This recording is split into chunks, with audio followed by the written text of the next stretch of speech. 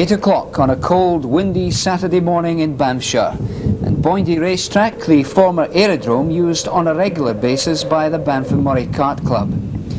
This is preparation day for the Scottish Kart Championships 1982, an event which has attracted competitors, mechanics and spectators from all over the country. Day one of this two-day championship sees the crews involved in scrutineering, signing on, practice and eventually taking part in the qualifying heats. But first there's the technical side, like adjusting brakes as done here by Gordon Petrie.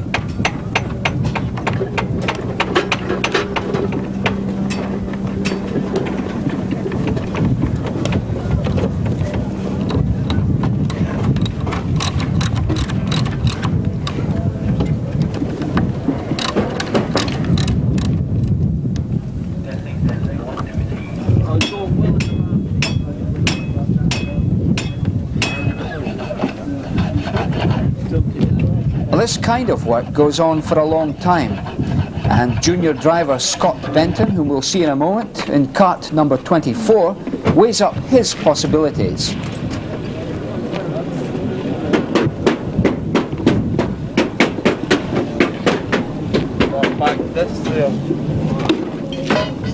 It's an extremely busy period for the crews and calls for the strictest of discipline and concentration.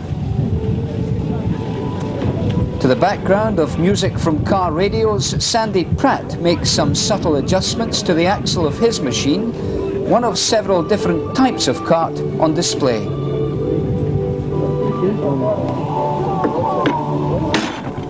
Sandy's the local champion in the 210 class.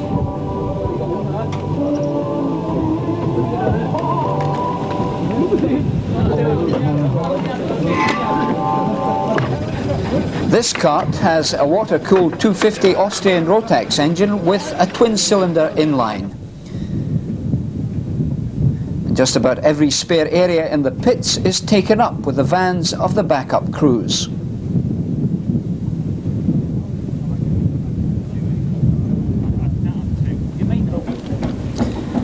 And here, with the cylinder head removed, is a single-cylinder 125 Austrian machine, air-cooled and with a rotary valve. Austrian Rotax engines have, in the last 3 years or so, taken over from the Japanese reed valve Yamahas in the 125 class. This is junior driver Jonathan MacDonald. And this is James Forsyth's 100 machine, which has no gearbox but is capable of 18,000 revolutions per minute.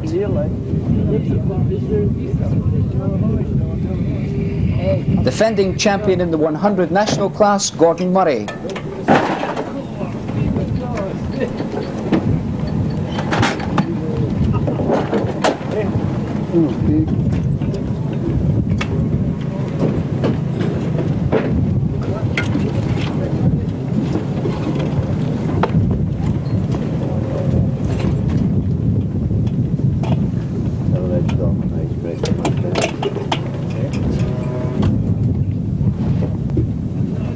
Craig McWilliams, winner last year of the Junior Britain and Junior National titles.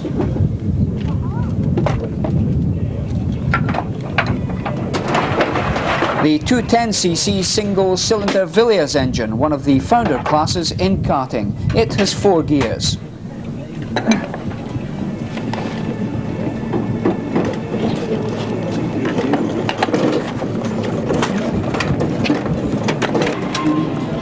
And one of the newer styles of kart is this aerodynamic machine with a nose cone and bubble shield. It's an attractive looking kart being fully prepared for the practice session by its Aberdeen driver Paul Cook.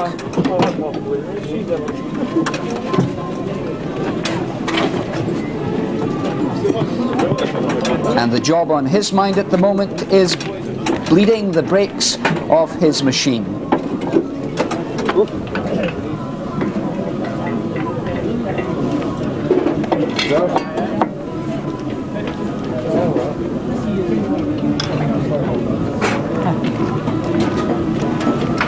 Neil Cormack puts barrels onto a twin-engined Yamaha 250 TZ as the time for the machines to be put into shape draws to a close, and the tension begins to mount.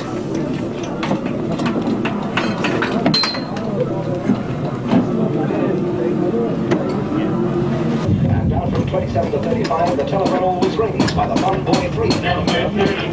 And so as the finishing touches are put to the vehicles and the drivers and mechanics discuss some of the finer points of the capabilities of the carts, the shop continues to do brisk business up to the last possible moment.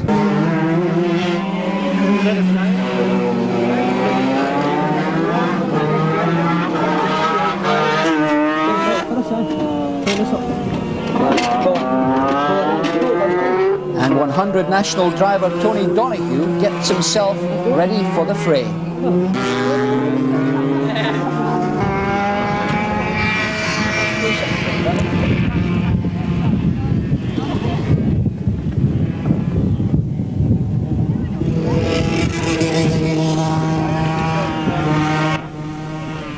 Over at race control, there's the signing on sheets being put into order, and of course there are other administrative jobs to be done.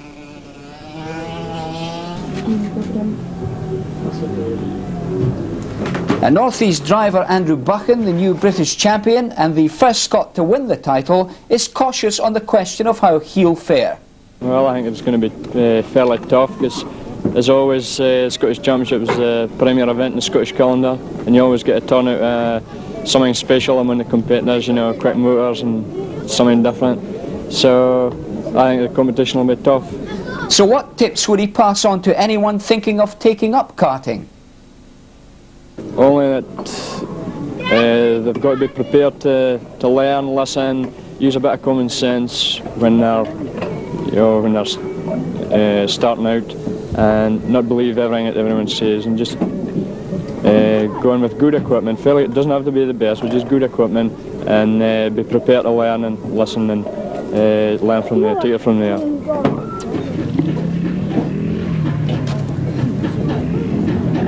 And so to the compulsory scrutineering of the carts. The rules dictate that everything must be checked to see that all is above board, and also, of course, from the point of view of safety. 105 drivers are at Boyndy for this annual event, and most have made it a family occasion, coming from all over Scotland, from Stranraer in the south to Galsby in Sutherland in the north.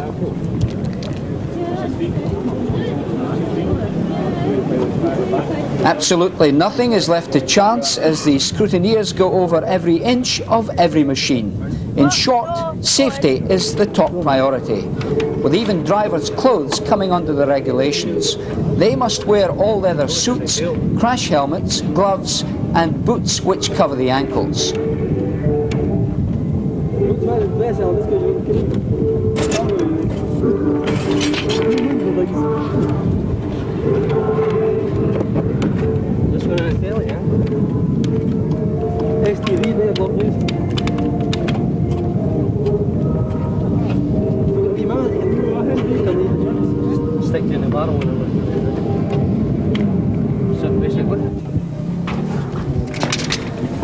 For the sons of one of the drivers, it's the perfect chance for them to get in some real action on their motorbikes. And it's an opportunity they grab with both hands. Come up here with my dad because there's more room for my motorbike, because I usually go to this old race track. There's not much to do, you just ride around.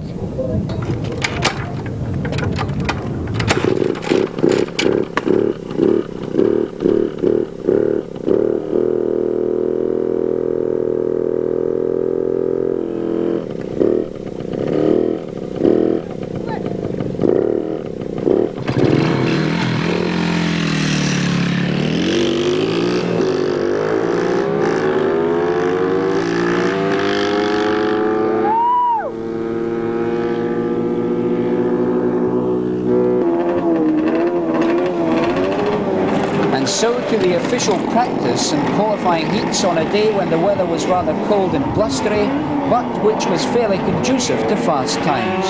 Sit back now and enjoy some of the action.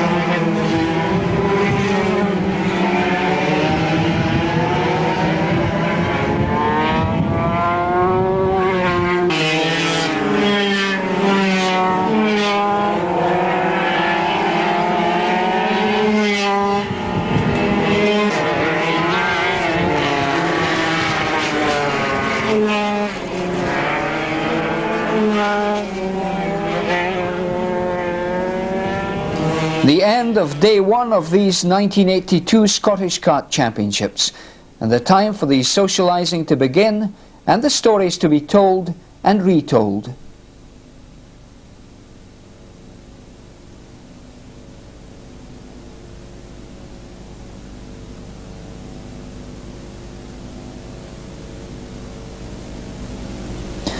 The beginning of day two of the championship, the big day when emotions will be a mixture of joy for the winners and disappointment and perhaps sadness for the losers. The atmosphere is quite special at Boindy as the mood develops a sense of expectancy and a feeling among the drivers that this just might be the big one for them. Friends and loved ones are there too, and all the hard and tiresome background work has almost ended. It's now up to the men at the wheel to skill and technique, and perhaps to Lady Luck.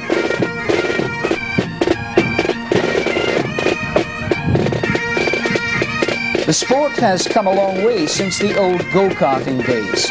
The machines are far more technical, the preparatory work more sophisticated, and the driving faster and certainly more daring. The first final of the day is the Junior Britain event featuring drivers between the ages of 11 and 16. In pole position is defending champion Craig McWilliam, with Alan McNish, Brian Tewson, and behind him girl driver Claire MacArthur from Forres. It's a rolling start, and they're off.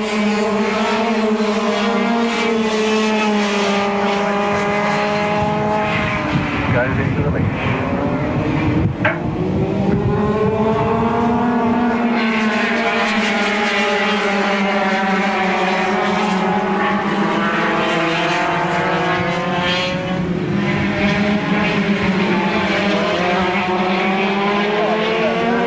The defending champion McWilliam was in first place after the end of the first lap.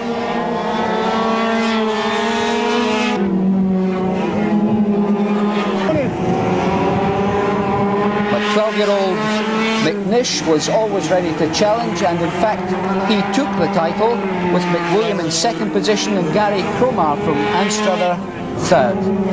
So to the 125 final with Paul Cook and Sandy Taylor, rivals on the track but friends off, hoping things might go well for them. Taylor weighs up the opposition. Most of in fact all the Quick South lads have come up for the event, so it'll be tough going. How is the sport developing and progressing? Well, it's very difficult at the moment to assess just how the sport's progressing. With the economic recession, we're holding our own, and we're finding that there's quite a number of motorsport enthusiasts, maybe can't afford rallying or formula racing, have looked upon karting now with super karting as an alternative rather than sort of a breeding ground for drivers. And yes, it's certainly it's growing in stature. And how long has this jovial character been racing? Not very long. You promised you wouldn't ask that. About 10 years. 5 years competitively, I would say. It took 5 years to figure out how the things worked.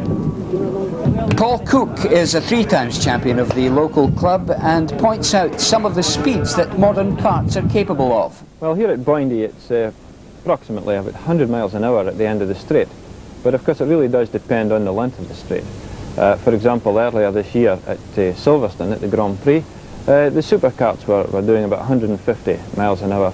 And you can imagine half an inch clearance off the ground. It's a pretty sensational effect. But of course really more important to us is the capability of high-speed cornering and the acceleration. The cornering is a result of the type of rubber tyres that we use, which is the same rubber as the Formula 1 cars use. And the grip, of course, is pretty sensational. And the acceleration, to give you some idea, if we talk about a 0 to 60 from a standing start, it only takes about 3.5 seconds. Well, if you think that the average family saloon takes around 15 seconds to do the same thing, gives you some idea of the acceleration. Well, this is a tense moment as the drivers in the 125 final prepare for the warm-up lap. It's essential to keep the engine revving clean to avoid any oiling up. At the same time, the drivers are listening closely to their engines to find out if it sounds just right.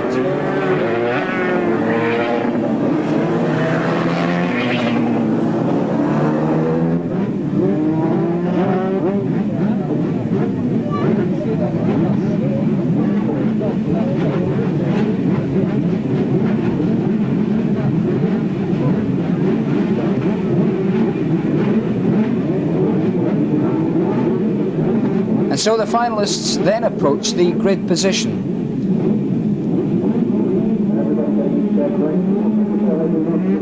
And as they come in, if you watch very closely, they actually get off to a false start, thanks to Brian Smith in number 78, second from the left, jumping the gun.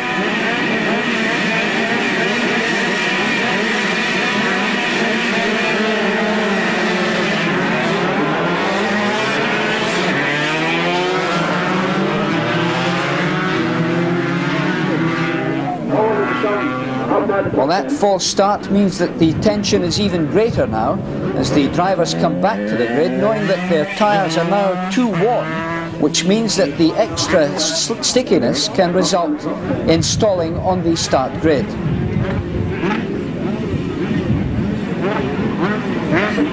And just look once more at kart number 78.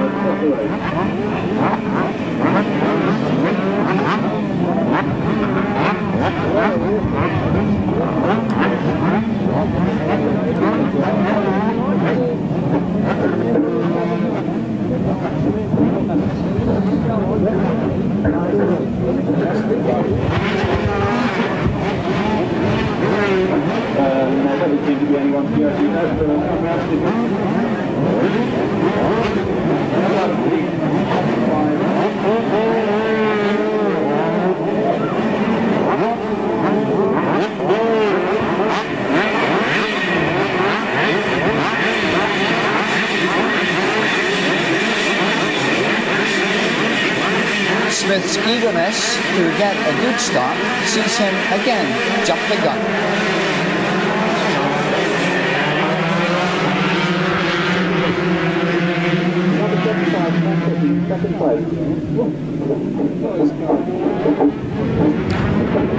Taylor and Cook had been involved in an accident in the heat the previous day, which resulted in weakening injuries for both. Their machines were also damaged, which did not allow for good handling. But at the end of lap 1, Smith was in front, followed by Cook, Bill Stoddart and Taylor.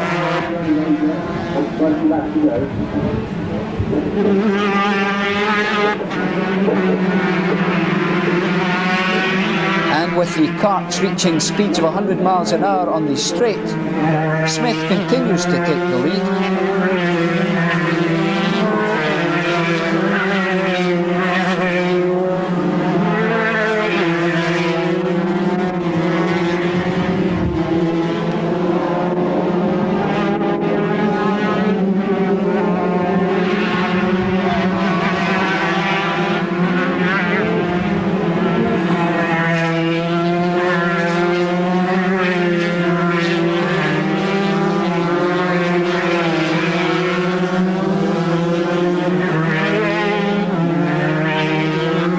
Problems for Gilbert Keenan in kart 34.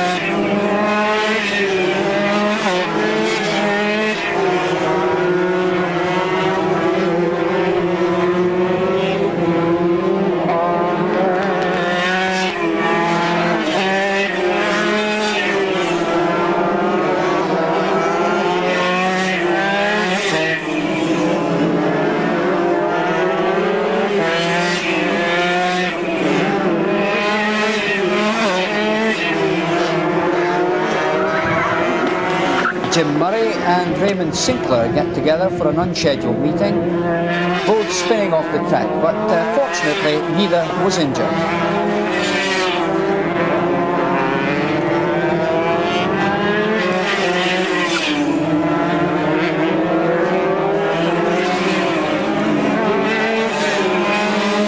Interesting features of this race was the form of Ian Pratt, who actually started from the back of the grid after qualifying from the B final. He was always around to challenge Brian Smith.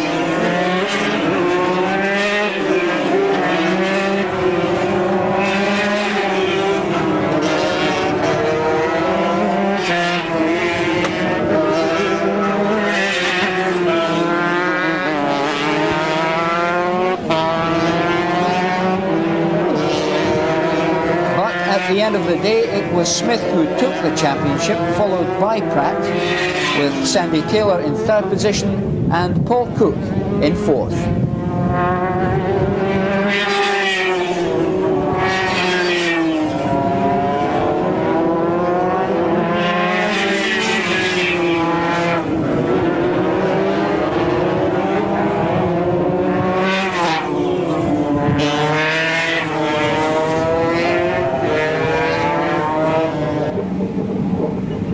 The next final on the cards was the 100 National, with Jim Forsyth in pole position, then Louis De Resta and Gordon Murray. But the big question was, could the new British champion Andy Buchan do something about his poor grid position following problems in the qualifying heats?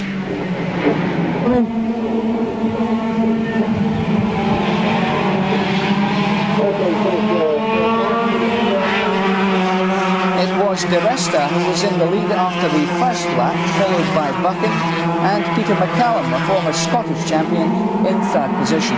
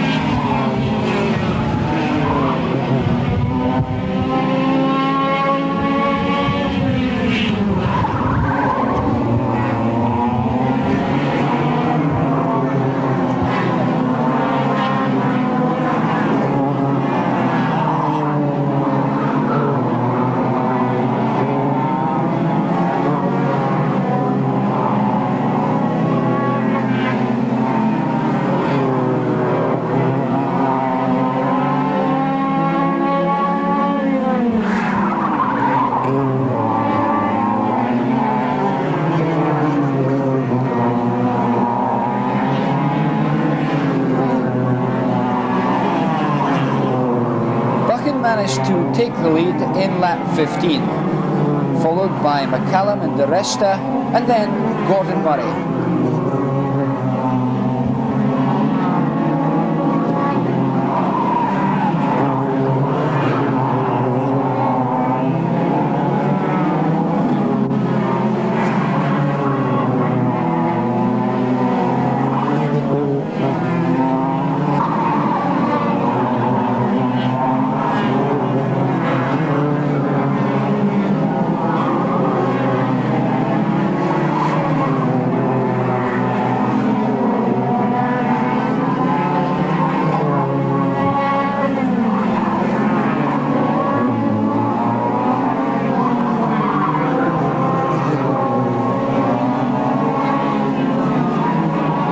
22, Buchan lost a brake pad, which left McCallum in the lead, which he held until lap 25, as Murray, a former champion, forged through to take second place.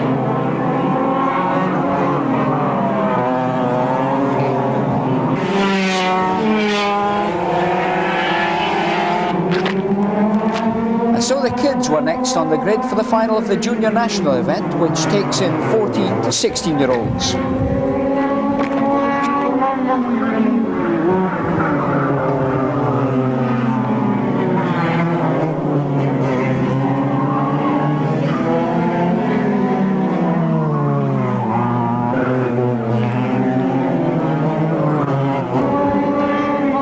Craig McWilliam was ahead after the first lap.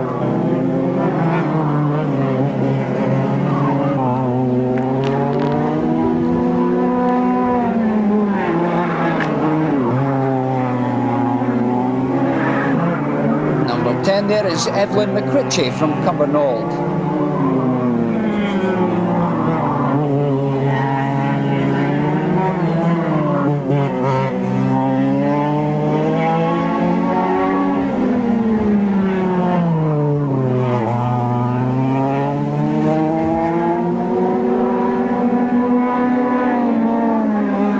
McWilliam held the lead throughout the race, with others forced to follow on. Alistair Stewart took second position and Michael Barron was third. This entire meeting was sponsored by Dyson District TV Services, as the large crowds looked forward to the final of the 250 Supercarts event, which served up plenty of fireworks, with Duncan White in pole position.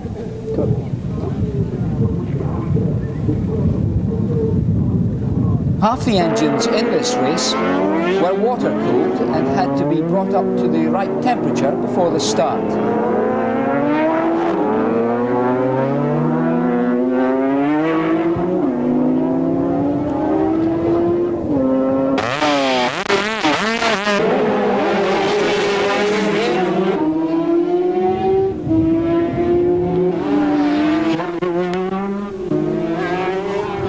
Duncan White led after the first lap, followed by Gilbert Keenan and Gavin Nicholson.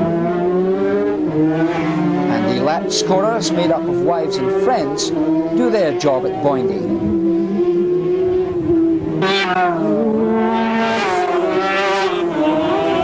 And of course, there were many friends and relatives who travelled to the Murray Coast to cheer on their particular favourite.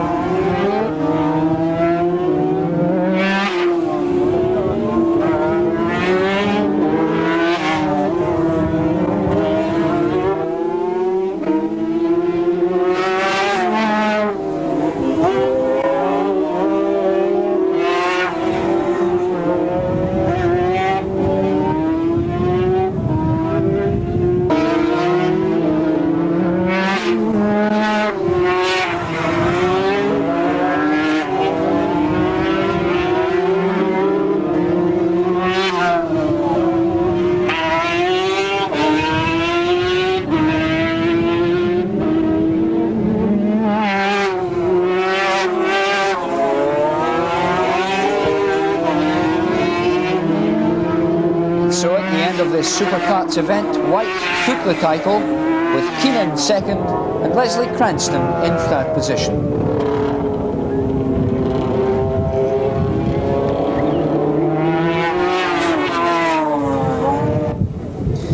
The last final was the 210 National, Doug Taylor looking rather apprehensive about it all.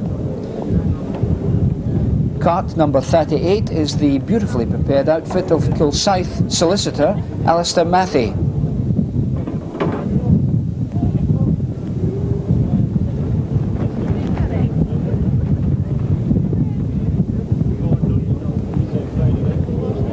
Leslie Campbell pulls on his gloves, prepares himself for the event, and perhaps offers up a little prayer.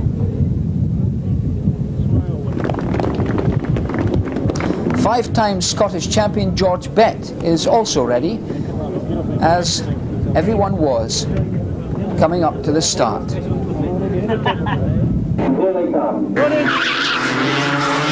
And and it was Beck who went straight into the lead.